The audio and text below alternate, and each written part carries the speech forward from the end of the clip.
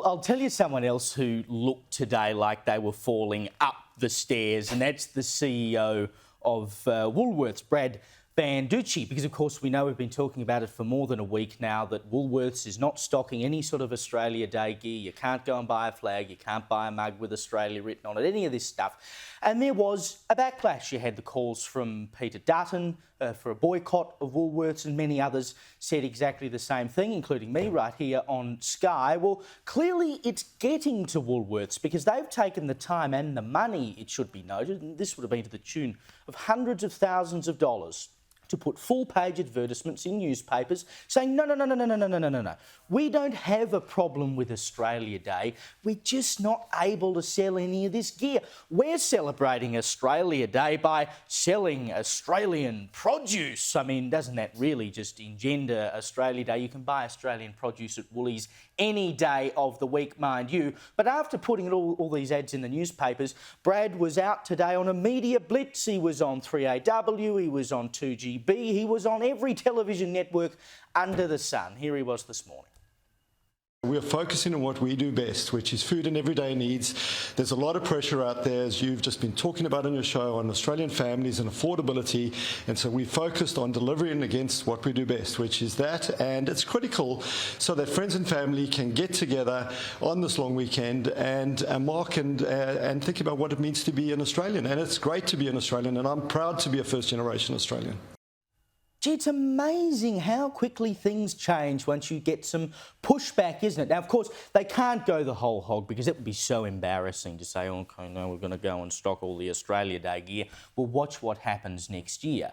But I'm going to take this as a small win because what it has proven, even though they haven't gone the whole hog, is that they've had a scare. Clearly, they've had a scare from the reaction they got last week when they announced that they weren't going to stock any Australia Day gear, and they felt the need to come out and try and defend themselves. If they were totally comfortable in the decision that they had made, that it was morally righteous and that it was commercially right, they'd have nothing to come out and defend themselves against. And while they've had a scare, Peter Dutton should be greatly encouraged by this because he opposed The Voice and 60% of Australians agreed with him. He called for a boycott on Woolworths and the opposition rubbished him and said, we're concerned about fighting inflation while you're concerned about the colour of the thongs being sold at Woolies like it was a nothing burger. But clearly it's become a big thing when Woolworths have to go nationally and try to explain themselves. But is anybody really buying the fact that this was purely a commercial decision? I mean, patently it wasn't. When they announced that they wouldn't be stocking Australian merchandise, they said it wasn't commercially viable and they'd had discussions about the meaning of January 26. So clearly the woke factor was included in their decision-making. But imagine it was a commercial decision. What a shocking commercial decision it turned out to be. How much did all of those advertisements in the papers cost them? How much are they suffering in terms of sales? But it got even worse. He goes on in that interview to say, not only was it a commercial decision because people aren't buying it, but then he goes, imagine if we'd got the stock in and no one bought it. And then he played the environmental card. He said it would have gone to landfill, or worse, it would have ended up in the oceans. Oh, gee, you're commercially responsible and environmentally responsible. No one is buying this, Liz. No one whatsoever. But I got to say, I feel sorry for Brad Banducci because, as I've said repetitively, this is not a Woolworths decision. I'm convinced of it. Their two biggest stakeholders, their two biggest stockholders are BlackRock and Vanguard.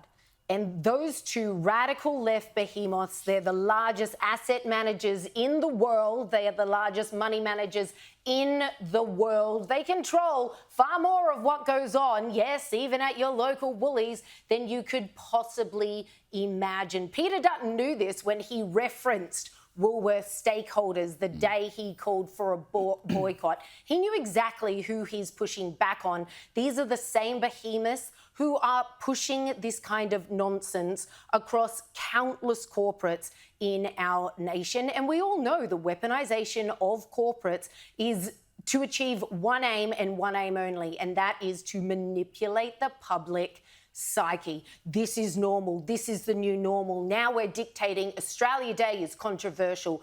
Christmas Day, also controversial. Easter, they're Easter buns, not hot cross buns.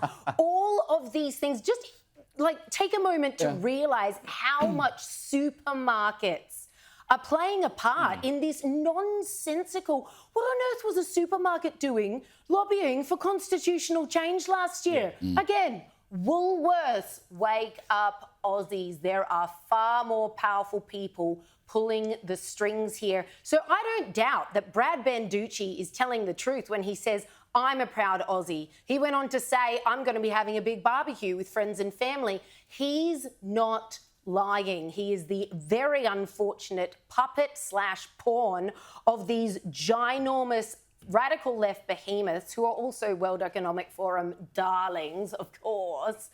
He's their puppet, and now he's doing what they told him to do, just as he did what they told him to do when they said, we are not doing anything patriotic or national in your national. So let me ask you this then. Does the boycott of Woolworths and what appears to have been somewhat of a back down by the boss of Woolworths, does it make any difference, do you think, or this will continue regardless? This will continue regardless. They already know that these things aren't financially viable.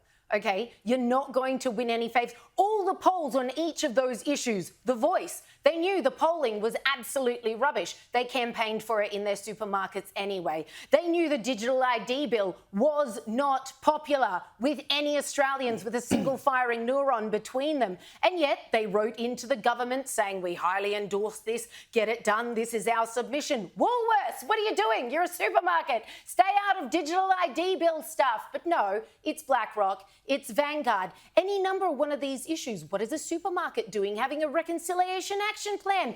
You're Woolworths. What are you doing saying you're going to fly the Indigenous flag and the Torres Strait Islander flag outside some of your sites? You're a supermarket. It all makes sense. What do you mean? Well, the first thing I think of when I think of reconciliation is a supermarket. I mean, we're a better place to have a smoking ceremony, you know?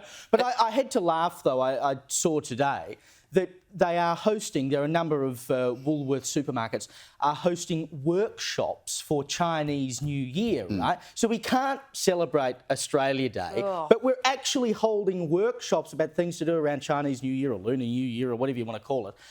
But you had this morning Banducci on 3AW, talking to Tom Elliott, saying all our promotion around Chinese New Year and Diwali and all the other things that they've had signage up for in their stores has been around the food. It's all about the food. Well, if you're having workshops, and I don't know what they're actually doing, presumably it's not all about food, is it? I mean, come on, pull the other way. Well, that shopping centre that we just showed on screen, that's just up the road from my place. Oh, well, you go around there then. That's in Kellyville, and Chinese New Year's not until next month. Australia Day is in a couple of days. Not an Australian flag to be seen, but Chinese culture being celebrated. Perhaps it's Chinese ownership. I'm being serious. You have to look at the people who actually own these things, not someone who's like, oh, I'm general manager. They're not making any calls. The calls come from far, far, far further up the food chain.